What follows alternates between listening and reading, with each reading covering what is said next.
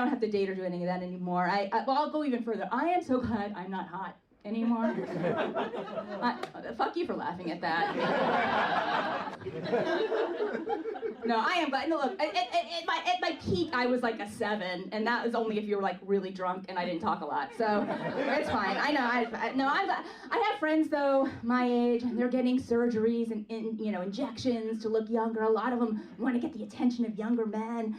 Like, I don't know what you're doing. And they're like, my friend Barbara, I want to look younger because the older I get, the more invisible I get. I don't get noticed. I'm like, Barb, that's the best part. Do you know how much shit I've stolen from the Nike store? I am a middle-aged Karen. I have the sneaker collection of a mid-tier rapper, okay? So, hello. Hi, everybody. This is the Funny Women of a Certain Age podcast. I'm your host, Shelly Colman, and we are catching up with Anne Stesney today. Hello, Anne. Hi, how are you, Shelly? I guess I'm okay. I've only been awake for like 5 or 6 minutes, so I don't know. Okay. You have behind you, it's not a Zoom background. It looks like just a big photo of, I'm going to guess, a hotel in Florida circa 1975. Very good. That is a Miami hotel Yeah. that we found this picture being discarded in our building's basement. And Yeah, so we I thought see. it was really cool, so we had it framed. Mm-hmm. And then this is wallpaper. Yeah. Okay. Well, it's what do they call that? It's decor. It's decor. Yeah, it's decor. Everyone has my decor is a very, very crowded bookshelf covered with stuffed animals. Anyways, last time we spoke, you had not yet headlined in Atlanta. No. Yes. So let's talk about that. I believe we must have met did we meet at an open mic or did we meet at a Funny Women of a Certain Age show? We met at a Funny Women of a Certain Age show at Comedy Village. Okay. I think it was last winter. Right. And right. It was one of those where we had like pretty small audience, but we all made the best of it. Of course. Corey and at that point, were you mostly still doing open mics or were you doing bar shows and stuff like that? Yeah, bar shows, open mics, sort of thing. Some festival. Like I had, I think at that point I had come in third at the Comedy Mob Festival competition. So that was. And wait, where's that one? That one is at the time it was at what was Stand Up New York. Okay. But now so it was a local festival. Okay. New York Comedy Club, yes, local festival. Mm-hmm. And I so I was getting some traction here and there, but like from the time we met, a lot has happened. It's been a lot of fun. Yeah. So let's just start there. What's been going on? It got the most exciting thing. I got passed at the New York Comedy Club, which was really exciting last September. And so I've been hosting for them, and that's been a lot of fun. And sometimes doing check spots. Which I've been fortunate enough to have them on the weekends, which are a lot more fun than check spot on the weekdays. So I have to remember that not everyone who listens to this podcast is a comic. So just briefly, what is a check spot? A check spot is when you're paying your bill at a comedy club. They bring up some comedians who are newer to some unfortunate newbie. Yeah, to make jokes while you're really not paying attention because you're looking at your bill, you're getting your credit card out, and you're saying, "Wait, we never got this. We never got this gin and tonic. You need to take this off." So that's what's going. Or you want to go halves, and so that's all going on while you're doing your best. But, you're standing up there doing whatever you've been working on lately, and you're proud of, and suddenly you hear somebody go, "Can't I just Venmo you?" Yes, exactly. Yeah. Exactly. That's okay. Pretty much the life of a check spot. On the weekends, it's a little better because they have more staff, so they get the checks out a lot more quickly, and the audience is usually a little drunker, a little looser and fun. So when you're doing a check spot on the weekend, it's actually kind of fun because you've got the end of the night crowd and they're riled up, and you usually follow the headliner, who's like usually the most experienced touring comic. been on TV. Right. So they're in a really good mood. So it could be fun on the weekends, but on the weekdays they just want to get out of there. They have to work the next day. Right. They're Right. like, why is Yes. this woman up there talking about menopause? What better time to talk about it? I ask you. So that was fun. And then I was on the Sherry Shepherd show in the spring. Oh, yes. Yes. Yeah. I saw your YouTube clip of that. Yeah. So talk about that one. I know that she has comics on regularly because Sherry is a comic. Right. And that how did you hook up with? No. Yeah. How did you get that? Well, she has a little competition called Funny After 50 because she didn't get her show until she was 50. So she wants to support female comics in their 50s. So Right. A friend of mine saw the call for submissions and she said, you need to submit to this. So I'm like, okay. I thought I wasn't quite ready for TV because my stuff is like more PG-13-y, you know. Uh-huh. But I passed and I got in and I got That's great. I never thought I'd be on TV ever. So so that was really, really fun. And then from that I got offered to headline at a club in Atlanta. Wow, that's fantastic. So essentially people saw your TV stuff and they went, okay, this is a viable comic. We need to get her on our shows. Mm-hmm. Had you been to Atlanta before? My family's from there. That's the only reason I see. agreed to do it because I'd never done 30 minutes before. Really? Never. Yeah. I have 30 minutes material, but I never had really organized it into a cohesive set. So I thought, well, this is a great challenge. And then I know I can get a lot of family and friends to come. Right. That's helpful. If you can guarantee X number of people, the club is going to go, yes, please. Yeah. Well, the first thing she asked me was, how many tickets do you think you can sell? And I'm like, what? I said, well, I have family there, so maybe 10. Uh-huh. I said that I'm not. Wait, let me see how much money I have in my checking account. So how many tickets I can buy. Yes, exactly. Yes. And the booker there, she said, Tanya said, that's fine. Promote a lot. So okay, you said just promote a lot. I never promoted harder in my life. I bet. I was individually messaging people I went to high school with on Facebook, like, "Hey, girl, what's up?" Oh my goodness! But I sold like 40 tickets, which was pretty good. Great! Sunday at 7:00 in a suburban town, which was really oh my good. Goodness! And I had a nice crowd, and I brought one of my friends up who also has family in Atlanta. I brought him up to feature, and then I asked a local comic I knew to open for me. So that was really fun. Nice. Nice. So you are in industry now. Trying, Shelly. I don't know. I'm still doing open mics. Right. Yeah. But Stesney, LLC is just right around the corner. It really is. I'm going to have to do that soon, especially because my next project that I really want to do is I have an idea for a web series and I have a friend who's helping me with it. And if I do that, I'm going to want to pay the people who are in it a little bit. Not a lot, but something. Right. And, and so I really want to have an LLC just to it's really to protect yourself. It's not. Yeah.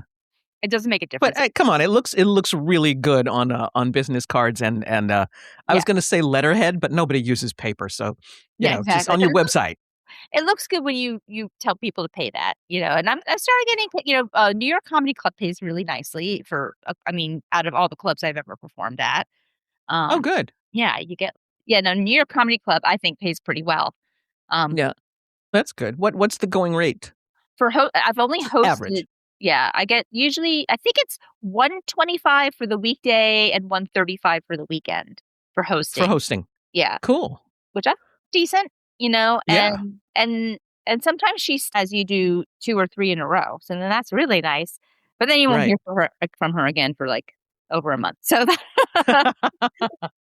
well, we don't want you to be overexposed. We want to introduce you slowly. And then for checks, you don't get paid for checks during the week, but I think you get $25 for the weekend, which isn't bad. Little, yeah. It's car fare or a meal or a couple of sandwiches. Exactly. Depending on where you buy your sandwiches, of course. And considering that so many clubs aren't doing development anymore, they're one of the few clubs that are actually, the check spots are their development spots. And the fact that they are paying comics a little bit for their bigger shows, to me shows like some integrity and like, they're compared to most places you have to pay to perform. Right. Yes. So, Familiar with that one. Yeah. Yeah. So that's been nice. So the web series, do you want to talk a little bit about that, or is it still too? It's still a little too early, so I don't want to talk about it too much. But the concept was based. I was on a show at this club deep in Bushwick called BK Made. I don't know if you've ever been there. It's have not, no. Deep into Bushwick, tiny little storefront club, great vibes. Really, trying to be involved with the neighborhood. Great little club, and I was on this poster, and it was me and 3 Black guys, and my headshot at the time, or still is, kind of is me like going like this with my glasses, and I sort of the librarian, asking if you returned your books, glasses, kind of, almost like I'm smiling, but in the context with the 3 Black comics who are kind of smiling or had their mics or whatever. Yeah. It looked like a sitcom poster, and I thought, how about a sitcom called 3 Men and a Karen? And the premise is that 3 Black men, young Black men, somehow end up with me as their roommate. Oh, wow. Okay. Yeah. What ensues? That has wacky written all over it. Oh, it's so wacky. And then the guy who's helping me direct, originally we were going to make me like a Fox News Karen, and he thought it would be funnier, and I think he's right, if she was more liberal. MSNBC. Yeah, more MSNBC white savior Karen. So I see. Okay. That's kind of the what we're playing with, and it's a lot of fun. I bet. I mean, have you directed things before? I've never directed. I have a friend who's going to, Joey Rinaldi. Okay. He's directed a lot of little promos for Flophouse and a comedy club in Williamsburg. But he's got a great attitude, and he's a great creative collaborator. And I have another comic named Kenny Reed who's helping me write, especially the stuff for Black men, because I don't know if you could tell, but I'm not exactly the person who should write dialogue for Black men. So what you're saying is you are neither Black nor a man. Neither. Got it. Neither nor. Okay. So Kenny Reed, who is a Black comedian, he's and very, very funny. He's helping me. We're writing it together. We're collaborating. So, by the way, I could tell. I knew, but it's because I'm Black, and so we have that thing where we can tell who is and who isn't. Yeah. Otherwise, I would have been hands in the air. Who is it? I don't know. Well, I have a story about that. So I substitute teach, and I had a long-term assignment at a charter school in like Flatbush, like a little Haiti section of Flatbush. Yeah. And so almost all the kids were Black or Hispanic, and most of the teachers were Black. And I was one of maybe 3 white teachers in the school. And so I was there from October until Christmas. And I've been mostly with the 2nd grade class. I think it was like I'd been there for over a month or so. And this little girl was sitting at the table with me and the other teacher. And I said something to the teacher like, "Oh, I'm just a silly white lady. What do I know?" And this little girl looked at me and she was like, "You're Black." What? I was like, "What?" She was genuinely confused, Shelly. She was like, "What are you talking about?" And the other teacher was like, "I'm not touching that." And wow. And we kind of laughed and let it go. And then I saw this, the comedian Chanel Ali. Yes. Very funny. So Chanel did a post about, or some girl in 8th grade came up to her and said, "I saw you at Target with some white lady." And Chanel's like, "What are you talking about? That wasn't me." And she goes, "But I was at Target, but I was with my grandma." And it turned out her grandma is Italian and white, but she always assumed her grandma was Black because she had such a Black world, and she thought her grandma was just like light Black. Oh, yeah. Okay. Okay. What happened to this girl? She has, a pretty Black world, and I'm in it, so I must be. Yep. Right. I never felt so cool.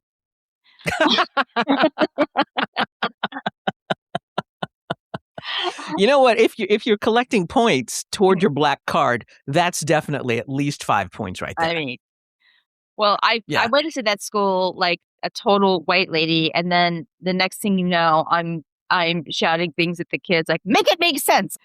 That's one of my favorite things that the black teachers would say to the kids if they were acting up. I'm like, I love that. Like, make it make sense. Like, and they would snap into place right away. So, oh wow, cool. Cool. This will stand you in good stead when you start playing black clubs too. So. Yeah, that's true. I think. I don't know. Well, what am I saying? Like in Atlanta was a black club because the Sherry show's a mostly black show. The audience is mostly black women, and so I think that was part of the reason why I got asked to. The club in Atlanta is pretty much a black club. They have different variety, but primarily they're a black club. Wow. Yeah. Have you ever done the DNA test? I've never done it, but my brother has. And my dad is half Cuban. So we have like Spanish and Portuguese blood. Right. But we're mostly just European trash. Yeah. Italian, Irish, German, like just kind of pan-European. Right. Well, I don't know. Maybe it's the Cuban thing that the little girl was seeing. Who knows? Who knows? It could be. It could be. It could be just the way I yelled at her. But what are you talking about? You're black. That's actually the opposite of what people say to me. I've been thinking about how I look lately because I'm looking for a new day job. I've been interviewing. My LinkedIn badge says unhireable. No, open for work. It's so different. I haven't looked for a job in a long time, and the people screening me now are like 20, 30 years younger than I am. Yeah, I mean, if you think doing stand-up is humiliating, this is what we're like. Try having your future in the hands of Chloe, who just got out of You Buffalo. So, another thing that I wanted to mention is that because this is Funny Women of a Certain Age, you do talk in your stand-up about menopause. And you didn't, when I met you, I seem to remember that your hair was brown. Did you at some point make a decision, that's it, I'm not dyeing my hair? Or did you just never even dye it and it just started to grow in gray? No. I made an active decision not to dye my hair. I was sick of it. It was too hard. I would get it dyed and then the gray would poke through in less than a week later. Then I was just tired of it. And so last summer, I decided I'm not dyeing my hair anymore. And so that's why it's kind of like on the ends, there's still some dyed hair here. So I decided actively, like, no more. I'm not doing it. And I kind of liked it. So there was a time. I seem to remember maybe 5 to 10 years ago, there was a time when young people were dyeing their hair gray. Do you remember that? Yes, I remember. Has that stopped? Or have they just all grown into their gray hair now? I don't know. Some people still do it. I see a lot of like Asian women doing it. Young Asian women do it. It looks great on them. Yeah. But kind of like they'll do like a gray and then maybe a streak of purple or something in there. Oh, okay. So not just a gray wash and going, that's it. I'm preparing for menopause. Yeah. But I've been gray since I was 30. So I've been gray really young age. So I've been dyeing it for years and years and years. So finally I was like, I'm done. Like, I don't like doing it myself. It's too messy. It's too expensive at the salon. So I'm just gonna go with it. Now I'm wondering if it was that great of a decision, but well, I suppose you could go back. You could start doing streaks, different colors, purple in the middle, sort of a Pepe Le Pew thing in reverse. I don't know. Sure. And with the money that you are now saving from all of that hair coloring, you can buy a hotel in Florida and then have a picture of your apartment in New York in the hotel. Oh my God, that would be amazing! Wow, that's that's some Matrix shit going on right there. Listen, I'm always thinking there's always stuff going on in there. Usually none of it makes any sense, but sometimes it just spills out my mouth and I say things and people go, what is wrong with that woman? Anyway, so you're still doing the ADHD comedy show in Brooklyn. Yeah. And that is, again, is that once a month? Once a month, we have our year show on Thursday, July 30th. Oh, cool. We have Jeffrey Asmus is our headliner. He's very, very funny, and I can't wait. It's good. It's also my co-producer David's birthday, so we're having like birthday stuff, and it's going to be a lot of fun. Wow, nice. So that's in Williamsburg, or is that where's that? Bushwick. It's at the Bushwick Comedy Club. And so you've got that going on monthly, and then you have the weekly open mic. Yes. And in addition to the web series, any more clubs you're going to? Any new headlining spots you want to talk about? I'm going to do the Saratoga Comedy Festival in September, so that'll be a lot of fun. And Saratoga? Yeah, in Saratoga Comedy Fest. Fest. And then we'll see what else is happening. You know how comedy is, Shelly? 1 minute you've got nothing booked, and the next minute, like 5 shows have reached out to you or whatever. So, I find it's 1 minute you've got nothing booked, and then the next minute you've got nothing booked, and then several minutes after that, there's nothing booked. So that might be my August. I don't know. I thought July was going to be really slow, and then things just kind of bloomed, which was really nice. That's wonderful. So that's wonderful. But now I'm thinking, oh, good, August will be slow. And I need a new tight 5 for festivals, and so and you have to work on your hour. I mean, since you've done a half hour set, you gotta expand it. You gotta get the hour ready. I still want to get my half hour done right. You know, like this was a test run just to see if I could do it. It was a big learning experience. One thing I learned, Shelly, take water on stage if you're doing a half hour. You're talking for a half hour with no interruptions. You need water, and I didn't bring it, and I got such a dry throat halfway through because I'd never done that much time before. So I had to ask a waitress, like, "Can you bring me a water?" While in the middle of this. But some of your friends should have been sending you drinks. Isn't that what people do for? Exactly. Oh no, is that musicians? I don't know. I think that's musicians, but it should be for comics too, I think. That's right. Right. This woman needs a large glass of iced tea. Yeah. Sweet tea. Excuse me. Sweet tea for us Southerners. So good. So good. Yeah. I've been drinking so much iced tea this summer. I realized it's now giving me insomnia. Whoa, that's never happened before. Because I love it. Mm-hmm. And I'll drink it. I think it's iced tea. It's fine. I can drink it at 10 o'clock at night and then 11 o'clock at night. And then I'm lying there going, wow, I can't sleep. Why is my ceiling doing that? So I have to back. Oh, but what I did do instead, rather than stopping, I made my iced tea with decaf. So we'll see if that makes a difference. That'll definitely make a difference. Yeah. Anyway, okay. So, Anne, it is delightful to see you. Congratulations on the success. Congratulations on the moves. And, you let me know when the web series is happening, and we'll definitely get you back on and talk about that. Oh, absolutely. Because it's all about promoting, isn't it? Promotion. 100%. Yes, it is. Okay, so thank you very much, Anne Stesney. Everybody follow Anne Stesney on Instagram, which is Astez Comedy. ASTEZ Comedy. At Instagram. Yeah, okay. Yeah. And then because I'm so about social media, I know it's at Instagram. What is it? I don't know. Yeah, if you just go on Instagram and do ASTEZ, I'll pop up. Right. Okay. And also on YouTube. Yes. You got stuff on there, which is cool. And it's also Astez Comedy? Yes. It's all Astez Comedy. Mm-hmm. Excellent. See? Branding. This woman knows what she's doing. I have a website, astezcomedy.com. You can go there. It's a whole thing. It's a whole thing. Stuff, fantastic. All right. Well, thank you very much, Anne. And of course, everybody follow Funny Women of a Certain Age. In September, we're going to start having shows again. We're going to be going out on tour. Not me personally, but Funny Women of a Certain Age is going to be going out on tour. Anne is going to be in Saratoga in September.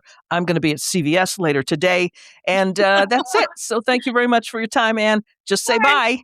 Right, bye.